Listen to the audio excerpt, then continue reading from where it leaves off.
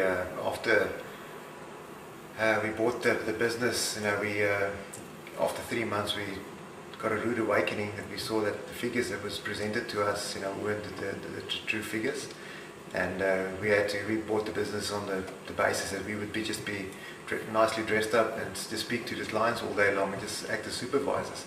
But before we knew it, myself and my brother was working in the kitchen, as chefs, 6 days a week, 10 hours a day, and we had to do that to survive. And at the end of the day, that was one of the mistakes we made, was just too quickly made decisions and didn't take up time and did proper due diligences on the business side itself. That year we looked at every single one on the market. We did proper research. Proper research, yeah. We put in a spreadsheet every single one along, and then all the in the profit and loss statement, every single item in there, and then we could compare, and you'd see some of them didn't have telephone bills. So what did the guy not phone anyone? So then you'd ask them, well, that one might have been the guy had 5. And so what he was doing was he was expensing his expenses back to a store that he wanted to keep to make this one look more profitable. First piece of advice that I was given is get a good accountant.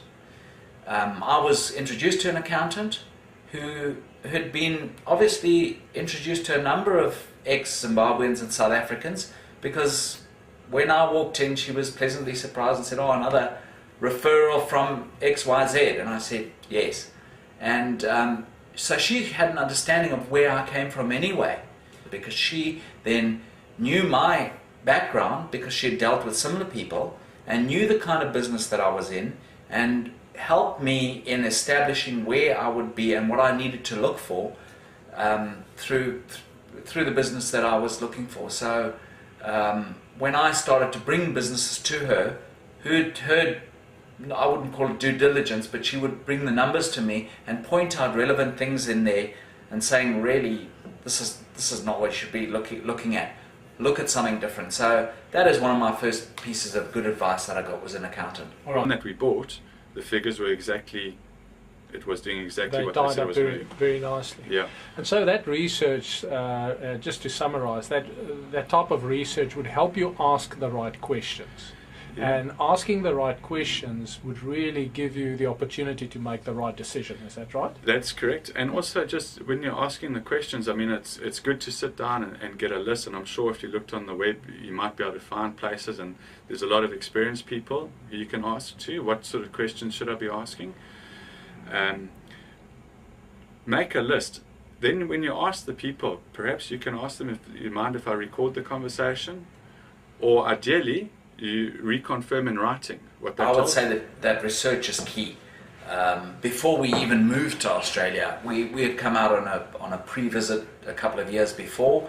I would say that is pretty important. I know a lot of people are not in that sort of position and have to move fairly quickly, but the internet today has got so much that it can offer, and you can literally do virtual tours of everywhere, even physical, where you can see photographs and pictures.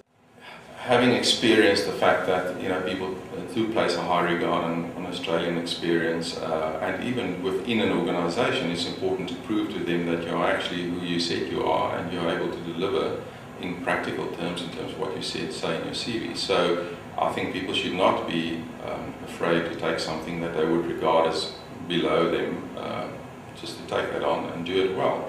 The upside to that is you get to know the culture, you get to know the systems, you get to know the people, you get to know how they do things, which is, I didn't find all that different, but it is different nonetheless. And probably one of the areas that I did overlook in a big way was legislation. Is my wake-up call in my first 2 weeks of training is the previous owner, who was now reaching retirement age, and he was selling the business because he was retiring, climbing into the big wheelie bin that had to be picked up that day and literally jumping and compressing the rubbish in that bin to make room for rubbish. And this is a business owner, and it opened my eyes, and I thought, wow, today I'd gladly do it, and my staff would recognize that in me too, and I have absolutely no embarrassment, no qualms, and in fact I know that it's going to be done properly if I get in and do it myself. So I think that is a very, very important thing. Get in and know your work and be prepared to get your hands dirty. Staff mateship is an important thing here, and I would say that it is a great. I still probably don't fully understand what it is, but I think it's all about loyalty and trust and respect. By working hard and getting involved and doing things yourself, you will earn their respect, and I think that is a lot of what mateship is about.